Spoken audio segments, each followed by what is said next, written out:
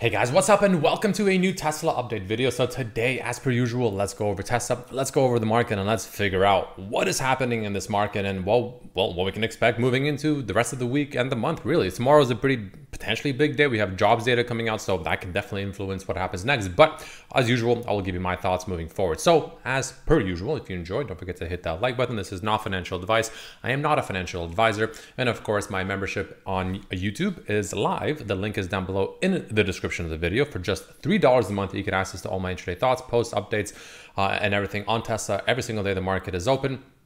So definitely check that out if you're interested. I'm constantly sharing with our members. We've been pretty much watching this move happen. I even told them here how, you know, below above 2 or 3.5-ish is good, below 198 is concerning. This was the first 15 minutes, 6 hours ago. You can see pretty much as the market opened. And well, I'm pretty sure you can guess which one happened, right? When below 198. I've been talking about that level for quite some time, and I've been talking with them the whole time how, you know, I don't want to lose 198, and if we do, that's pretty bad, right? And here you can also see 1 hour stochastic looks to be close to flipping bearish, and if we do break below 198, so be careful if that happens. And what happened? We broke below 198, and what also happened? The stochastic on the 1 hour obviously flipped bearish.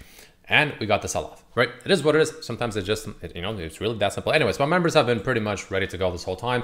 And that's kind of what I try to provide. So again, if you're interested, link below. I won't always be right, but I try to be more right than wrong. Now, though, we're entering some pretty interesting situations here. So Tesla, I'm not going to lie, the chart still looks like ass, right? It does not look great. The chart it just really does not look bullish to me at all, honestly. Mainly because we broke below this trend line, and we, again, like I said, we couldn't get back above the 200-day moving average. We couldn't get back above really just 205 resistance, now resistance, right? Old support, now resistance. We couldn't get in, we couldn't even fill the gap. Like, that's pretty bad, right? The fact that we couldn't even come up just to even at least get close to filling this gap, right? We couldn't even enter the territory of this candles, what is this, Friday, August 2nd. We couldn't even enter that candle's territory, let alone fill the gap. That's pretty bad, right? That's, I've been saying this, for the whole week. That's not good. Like, you want to see it, you want to see at least that gap fill. I mean, yeah, you can reject, but the fact that we couldn't even get there, not ideal. Now, granted, the volume today on a pretty decent sell-off, honestly, right? 4.5% down, right? 191.72, which compared to the market is definitely an underperformance. Low volume, I will admit, a very, very low volume. So there is that sign of, hope for the bulls, right? That ray of hope, especially with jobs data coming out tomorrow. That could be that little spark that gets us a little bit higher. But just looking straight on the technicals, it still does not look that great. Again, mainly while we remain below those three levels, the 200-day moving average, 205, and the gap fill around 207. Those three levels are crucial. Couldn't get even close to them, really, in my opinion. And we continue moving forward, downwards, right? So not ideal, right? The stochastic, you can see, we had a false crossing already. Maybe we'll have another false crossing. Hard to say for now. It's still technically cross bullish, so we'll see. But just looking at the technicals, like it doesn't look good, right? We broke below this trend line. We rejected the trend line. You can see here almost to perfection as well, right? We kind of went below it and kind of like danced right around it, closed pretty much roughly at it, but nothing really convincing above it. And we pretty much did the same thing today, and we continue downwards even further. So pretty much the way I look at it is this, right? If we do get a bounce, right, which again, there's a chance we get a bounce. If you go to the 1 hour chart, you can see here, right, the stochastic has finally went from being overbought to now oversold. So now we need to see a flip, essentially. Once we see a flip, we can get that bounce, right? But on the bright side, it's oversold. So maybe that flip is, sooner than later, which is a good sign for bulls, of course. And on top of that, we are starting to, once again, hover and hug this bottom trend line on the 1 hour of this downward channel. I don't know, do we even call it a bull flag anymore? Downward channel, essentially. Right, so if there was a place to bounce, it would be pretty much right around here. It would be right around here. I sold another cash secured put. Again, like I said at the beginning of the week, I am going to continue my strategy. I'm playing it relatively safe, thankfully so. I'm pretty much avoiding the vast majority of the sell-off. And I have my cash secured puts. I already have one of them pretty much in the money, right? 192.5 for this Friday, which I'm happy to begin my positions once again. I pretty much have no position on Tesla on my main account. I will begin my position once again. No problems whatsoever. And I will continue downwards in the 180s, in the 170s if it has to be, right? And I will continue rebuilding it around those levels if it comes to those levels, which, I think it definitely can. But the point I'm trying to make here is the fact that I will continue doing these, situations until we have to get a bullish crossover back up above at least this gap fill in 205, or it gets low enough to where I'm just happy to add regardless. You know what I mean? So that's just the way I look at it, right? Yeah, so I guess that's like the main thing to really talk about. The downside levels are pretty simple, really. Like if we continue downwards, which I think there's still a very real possibility, especially with Tesla, with just really not how good this chart looks.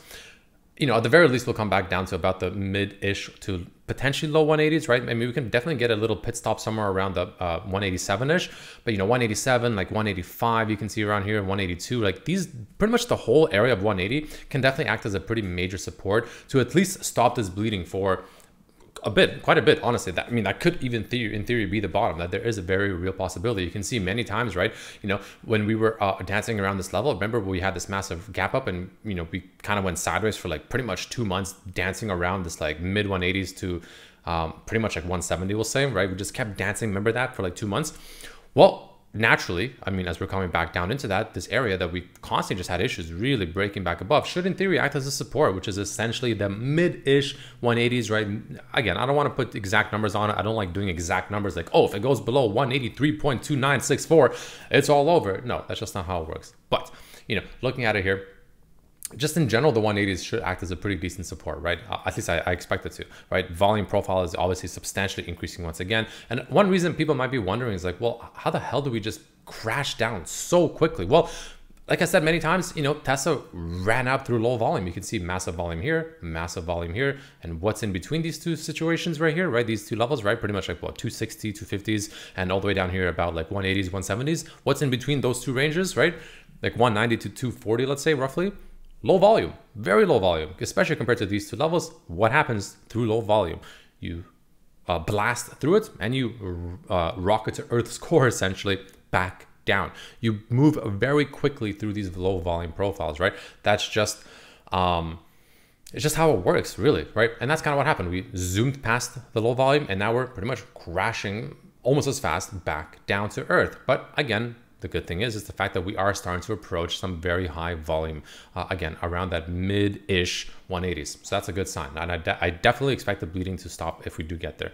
I'd be surprised if we just blast through 180s, and especially like 180s, 170s. Like I'd be surprised if we just blast through it down below. Very possible, but I'd be pretty surprised if we do it this quickly without at least some, you know, breather room and at least some, you know, bleeding being stopped for at least some time.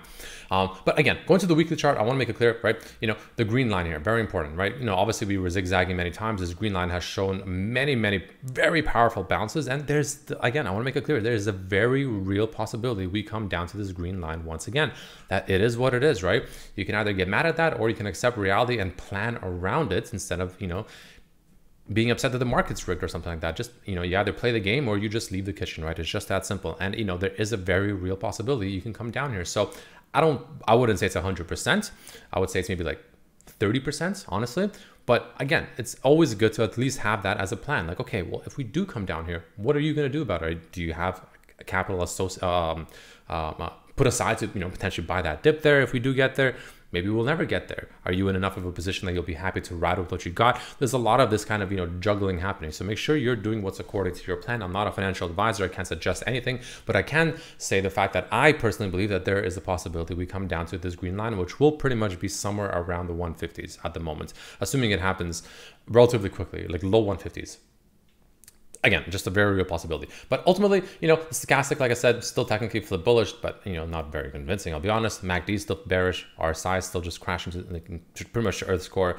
The BX trender on the daily is still showing lower lows. Like there's just really no sign of Tesla like really finding footing here, right? At the moment, it's absolutely a falling knife. Now, maybe you'll get lucky and you'll snipe the bottom. That's a possibility. But as of right now, it is a falling knife. There is absolutely no signals showing us that the bottom is in.